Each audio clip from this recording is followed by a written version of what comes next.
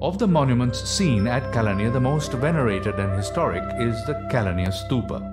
This stupa was first built by King Mahawamsa, enshrining the jeweled throne the Lord Buddha had sat on to preach Dhamma along with 500 arhats to King Mahawamsa and his followers.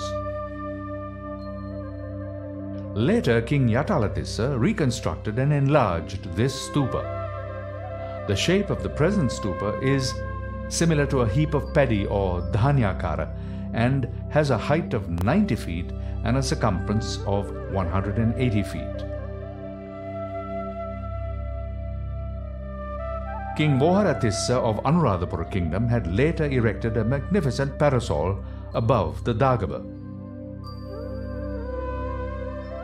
For about 900 years, until the beginning of the Polonnaruwa period, the chronicles are silent in respect of this temple.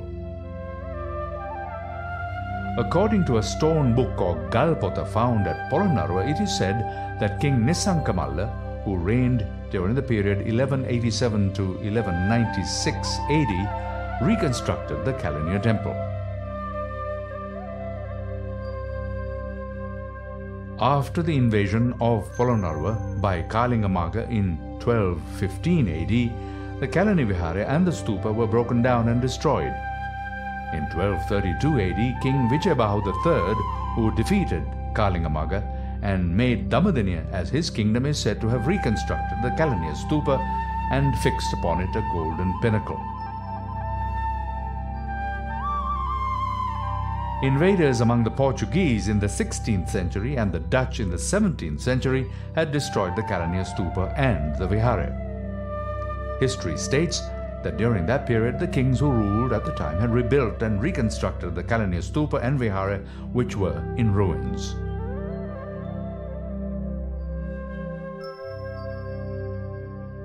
The Kelaniya Vihara was well respected and venerated among the kings who ruled from Korte, once that place became a kingdom in the early 15th century.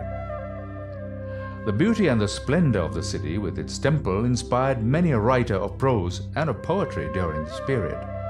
Of the many literary works of that era, the Salalihini Sandesaya by Totagamuwe Sri Rahula Thera receives special acclaim. It provides a very authentic description of the temple. During the middle of the 15th century, the fame of Kelaniya Vihara as a seat of Theravada Buddhism reached its zenith. Hence, during the reign of King Buenakabahu VI of Korte, King Ramadipati of Burma, the present Myanmar, sent a bhikkhu mission to Sri Lanka. Thus, the king had sent 45 bhikkhus to Sri Lanka to receive the Theravada system of ordination. The Kalyani inscription placed by King Dharmaparakramabahu in 1509 AD, which is preserved to this day, can be seen in the temple premises. However, it is now in 8 pieces, as it had not escaped the wanton destruction caused to this temple by the Portuguese in the late 16th century. Another period that highlights Kelaniya after 2 centuries from the rule of Buddhist kings in Korte was from 1747 to 1782 AD. King Kirtisri Rajasingha became the king of Kandy. After seeking blessings from the Venerable Valivita Sri Saranankara Sangaraja, King Kirtisri Rajasingha had renovated the Kelaniya Vihara.